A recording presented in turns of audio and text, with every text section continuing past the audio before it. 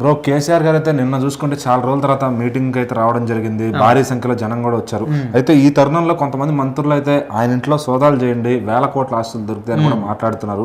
So అసలు ఎవరా మంత్రులు ఏంటది? అయితే కేసీఆర్ గారు ఎప్పుడైతే ఓటమి పాలయ్యారో బీఆర్ఎస్ పార్టీ నుంచి, సో అప్పటి నుంచి స్టిల్ ఇప్పటి వరకు అంటే ఇంత పెద్ద బహిరంగ సభలో ఎక్కడ కూడా ఆయన పాల్గొనలేదు. సో ఫస్ట్ టైం అంటే బీఆర్ఎస్ పార్టీకి రజతోత్సవాలని ఇంత పెద్ద గ్రాండ్గా వరంగల్లో మాత్రం ఈ యొక్క సభ నిర్వహించారు.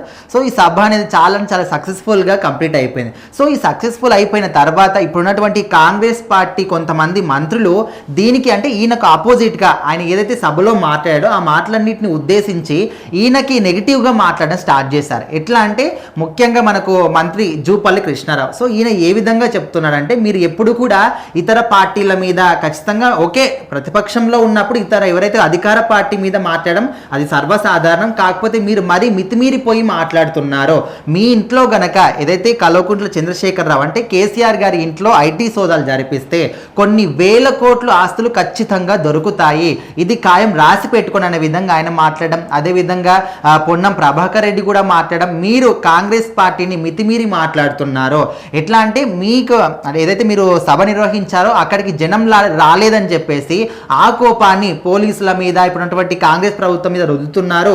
ఈ విధంగా మాట్లాడడం కరెక్ట్ కాదు. అదేవిధంగా కాంగ్రెస్ పార్టీని విలనిజం అనే విధంగా కూడా మీరు డైరెక్ట్గానే మాట్లాడడం జరిగింది. సో ఈ మాటలని కూడా మీరు ఖచ్చితంగా వెనక్కి తీసుకుంటేనే బాగుంటుంది. ఎందుకంటే మీరు ఏదో సాధారణ నాయకుడు కానీ కార్యకర్త కాదు, ఒక మాజీ ముఖ్యమంత్రి, తెలంగాణ రాష్ట్రానికి ముఖ్యమంత్రి. తెలంగాణ రాష్ట్రం సపరేట్ అయిపోయిన తర్వాత ఫస్ట్ టైం ముఖ్యమంత్రి అయిన వ్యక్తి మీరు.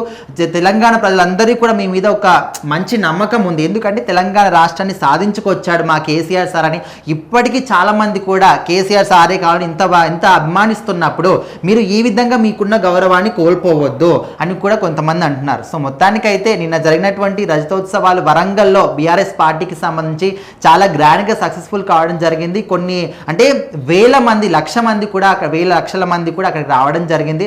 సో ఇక్కడ కంప్లీట్ అయిన తర్వాత కూడా కాంగ్రెస్ పార్టీకి సంబంధించి ముఖ్యంగా చాలా మంది ఏమంటున్నారంటే, మీరు పెట్టింది ఇప్పుడు రజతోత్సవాలు కావచ్చు, ఒక పార్టీకి సంబంధించి ఒక మీటింగ్ పెట్టినప్పుడు మీ పార్టీ సాధించిన విజయాలు కానీ, మీరు పోరాడిన యుద్ధాల గురించి కానీ, ఇలాంటి వాటి గురించి మాట్లాడుకోవాలి. కానీ మీరు పార్టీ ఇది ఒక మీటింగ్ పెట్టింది కంప్లీట్గా కాంగ్రెస్ పార్టీని తిట్టడానికి ఇది ఒకటి ఏర్పాటు చేసుకున్నట్టు కనిపిస్తుంది.